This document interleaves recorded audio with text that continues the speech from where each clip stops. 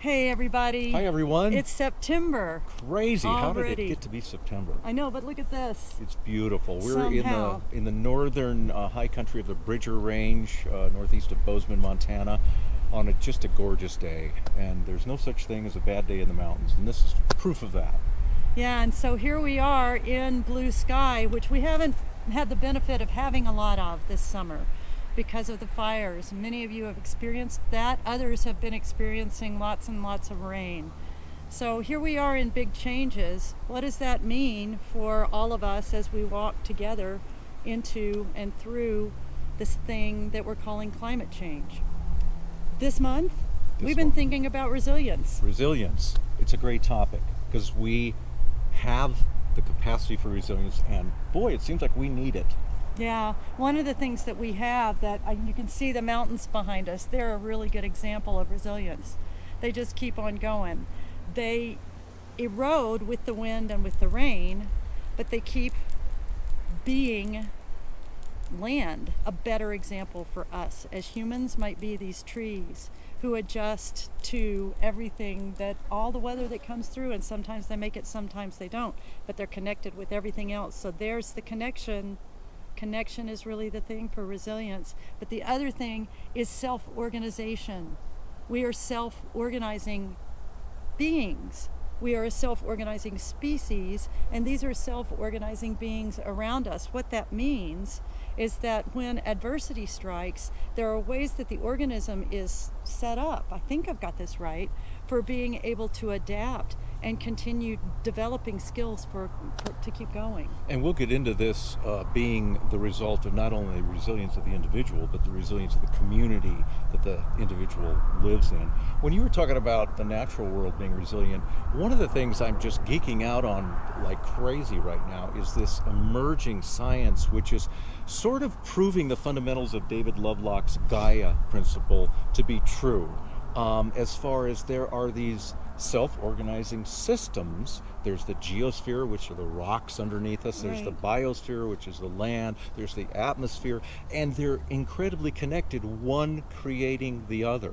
And when one gets sort of off balance, they're so connected that the others tend to shift to try to bring back a certain equilibrium. And that's a beautiful example of resilience, and it's happening on a macro scale. This is the planet of resilience. That is, yes. And so it is one of our superpowers too. It's one of your 8 master lessons, essentially, is the ability to recover following and to move forward and to learn from disruption, right? Right.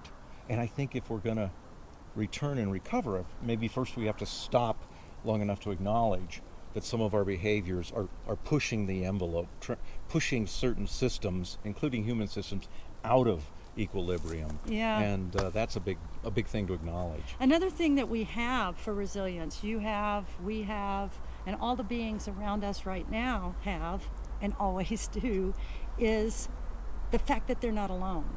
That's back to the connection thing. And the fact that not only are we not alone, but we are in relation with very different organisms than us. Even this one, and me to him. We are different from each other. So that diversity in things as small as the mood that you woke up in today, and how it compares with other moods. You don't even have to make the comparison, but because we have kind of different mindsets during a day, our own selves, and encounter different ones, that affects us. And in the good ways it can affect us, it helps us to be resilient and to keep going, to keep stepping forward.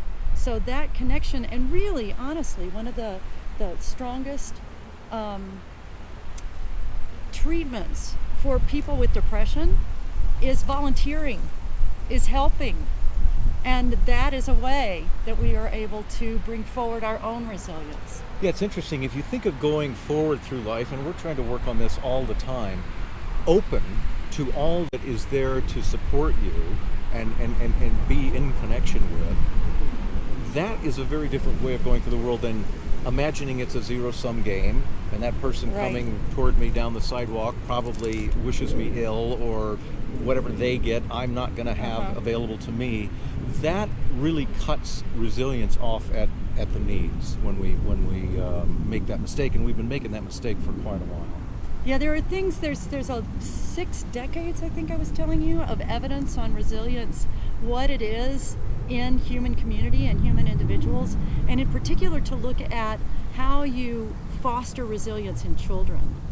And children need to be able to rely on things like parent or caregiver systems. To rely, it's been very hard with kids not being able to be in school who are school age, because that's something that at least was regular. They could rely on that being there. So children also need the opportunity to have the experience of success and having a plan and pursuing the plan and adjusting the plan and seeing that they can do that. That's what in psychology can be called self-efficacy, and even more simply self-confidence. Yeah, it seems like you're suggesting there's two things. There's diversity, which is a strength, and the key predictor of any life system for resilience. But then there's the connection to that diversity. Oh. So both things are essential. You know, it's one thing to have the diversity, it's another to live our lives open to that diversity and to go to the mat when it comes to protecting and living in a way that makes sure that that diversity is maintained.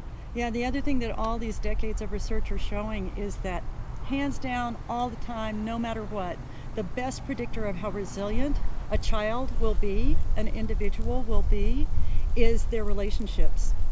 That's even more predictive than any of their own talents and skills as an individual. So that's a big thing, and we're back to what full ecology is pointing us back to, and that is that we are totally connected with everything, and that's good news because that's a very good predictor of our resilience as a species, as communities, as individuals. It seems like that would give you the security, the comfort in your life to be very aware of that fact, to sort of open yourself up to new experiences, open yourself up to new people, and that's indeed how you become stronger, more resilient, is to live in that open way, to really embrace the reality of not just your biology, and it's absolutely your biology, but just what it does to the mind to assume that there's a lot already working. It's going to hold you up. You will get what you need. You're wired with what you need to get through this life by virtue of being part of nature. Really important perspective shift that I think is going to be necessary if we're going to meet the challenge of something like climate change. It's not just all about, oh, here's a clever technology. Well, and that's a quality of confidence. It's a quality of resilience to be, some people, and this is just so. Some people are extremely introverted and very shy, and to hear that the thing that's going to build their strength and resilience is to do new things and be in touch with new people is like, that just is awful. And all of us have that to an extent. So it's not just being, and some of you are quite extroverted, and so that's the way that the world makes sense to you, and that's wonderful. But it's not necessarily interacting with other people. It is being open to how every next moment is essentially a mystery. And so the extent to which we repair our relationship with the natural world, recognize again that we are nature, in nature, as nature, then there's the potential, at least, for being more at ease with the fact of mystery. And that is another predictor of resilience, because then it's like, people who are good at surfboarding are reacting all the time. And you talk about hawks. Right. I mean, if you see a hawk on a windy day coming in for a landing on a tree branch, there's just 100 different little tweaks going on with tail feathers, wings, and just in every moment, in every second, reacting to what the real circumstances are, not flying in worrying about, what if the wind picks up 30 seconds from now, what am I going to do? Right. That's likely not going on. It's just, here's the wind, here's what I do. Right. I guess that connectivity for the introverts, it doesn't have to come from being the life of the party. It can come through the plants in your garden, the dog and cat who live with you. It can come from anywhere in this planet, because the connection is such a reality. Yeah, quieter one-on-one. Here we are, we're with each other, but here we are in this absolute beauty. You may be able to hear some of the traffic going on down below, which we wished we could get rid of, and we're also seeing plenty of people on trail bikes and even, what are the other ones called? Dirt bikes? Dirt bikes and mountain bikes, Yeah, basically. going by. But nonetheless, here we all are with our kindred in the natural world, and with the mystery of that. You know, with each next step, we kind of pretty much know. We've got the confidence, and that's good for resilience, to know that gravity's going to hold us and we're going to keep stepping forward and it's probably going to be a great day. You never know, but you don't have to be flipped out about that. It's just kind of trusting the uncertain, trusting the mystery. And so all of us, the person on the dirt bike, the person on the mountain bike, the person driving the car, riding the Harley Davidson down the highway, they're out today because they do feel a certain draw to this beauty. Right.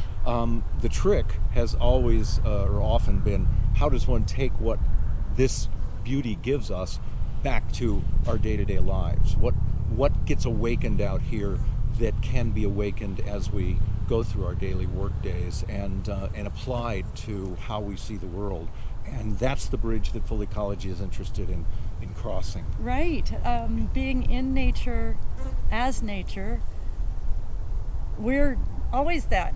Even if we're inside a cubicle doing work, which still most of us aren't, but some are returning to that. Right. You know, right. And no matter where you are located, you are nature, in nature, as nature. And that is, that's a real solid place to stand.